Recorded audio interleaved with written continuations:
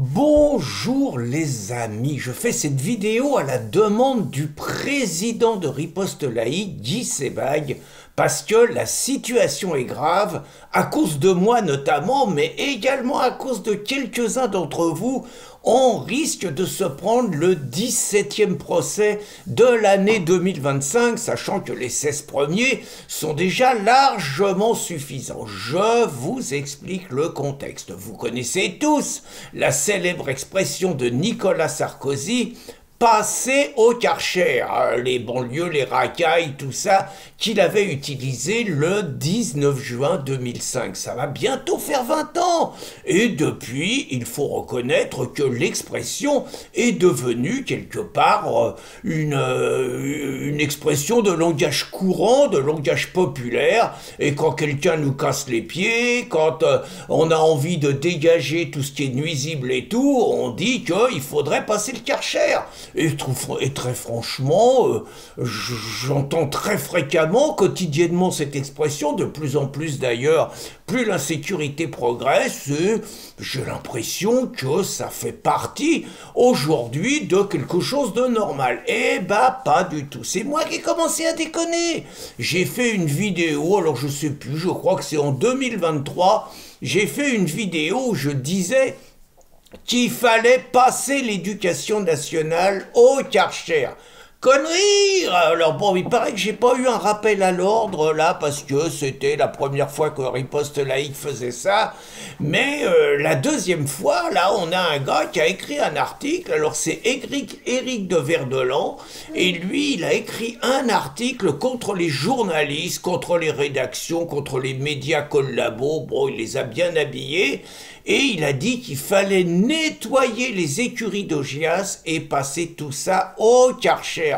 Et là, ça rigole plus du tout, parce que figurez-vous que c'est la direction de l'entreprise Karcher. Alors, je citerai pas le nom de la directrice, on va respecter les échanges, mais ça fait la 3e lettre qu'elle nous envoie en disant qu'en utilisant l'expression passer au Karcher dans un média comme le nôtre, on met à mal la bonne réputation de la marque, qu'on associe quelque part l'entreprise à des propos polémiques sur des fonds de politique qui sont discutables. Bon, en gros, dire que le Karcher peut être efficace contre l'insécurité, c'est pas donner une bonne image de l'entreprise, et donc elle nous demande d'arrêter, sinon elle va nous poursuivre devant les tribunaux, on va se prendre un nouveau procès. Alors moi, je vais vous le dire, je suis étonné, hein, je fais passer ce message à la demande de Guy Sebag et tout,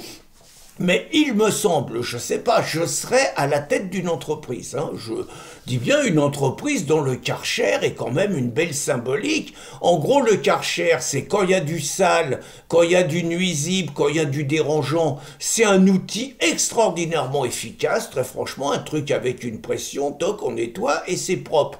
Moi, très franchement, je serais ravi d'avoir de la pub gratos, je serais ravi qu'on parle de moi dans des termes, que finalement, qu'est-ce qu'ils souhaitent les gens, qu'est-ce qu'ils souhaitent les Français, qu'est-ce qu'ils souhaitent les Européens, c'est que l'expression de Nicolas Sarkozy se traduise concrètement, et que tout ce qui est dérangeant, tout ce qui pourrit la vie des Français, on arrive à zapper ça, et que les Français vivent à nouveau dans des conditions sympathiques. Je me rappelle par exemple de cette formule d'Éric Zemmour, je sais pas si lui, il a reçu une lettre recommandée de Karcher, mais Éric Zemmour disait en rigolant, Sarkozy, il avait promis le Karcher et on a eu Kouchner.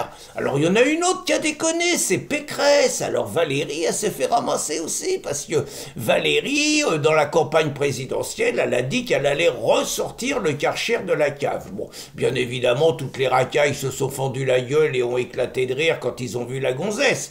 Mais enfin, bon, elle l'a dit, j'ai appris dans les échanges que je vous mets, hein, je vous mets les échanges à disposition pour que vous compreniez bien. Et donc, la direction de Karcher nous a dit que Valérie Pécresse avait été alertée, on lui avait dit qu'il fallait plus utiliser l'expression, et comme ça elle est sage, comme c'est une bonne élève, elle a dit qu'elle recommencerait plus jamais, elle a mis les doigts comme ça, elle a pris un coup de règle, pas un coup de Karcher, hein, mais un coup de règle, et elle a dit qu'elle recommencerait plus jamais. Donc on est dans dans un contexte où il y a deux conceptions du monde qui s'opposent, hein, soyons clairs. Il y a une position très libertaire, très défense de la liberté d'expression, qui est un petit peu celle d'Elon Musk et celle de Donald Trump, mais pas seulement, hein, de beaucoup de leurs fidèles, une position un peu libertaire, voire libertarienne, voire tout simplement de respect des libertés publiques et de défense donc de la liberté d'expression. Et puis il y a une liberté, il y a une conception politiquement correcte.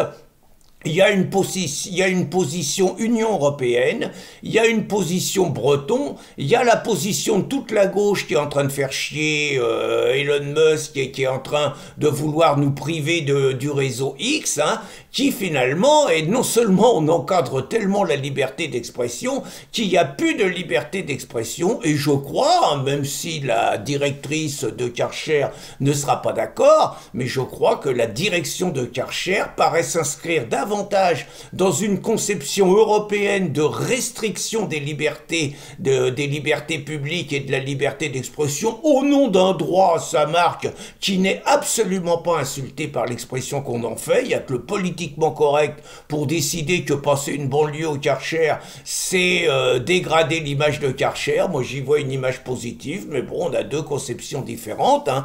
Je ne vais pas vous dire que je souhaite qu'Elon Musk reprenne la direction de Karcher, parce que là, on pourrait, c'est sûr, sur Riposte Laïque, continuer à dire qu'il faut tout passer au Karcher.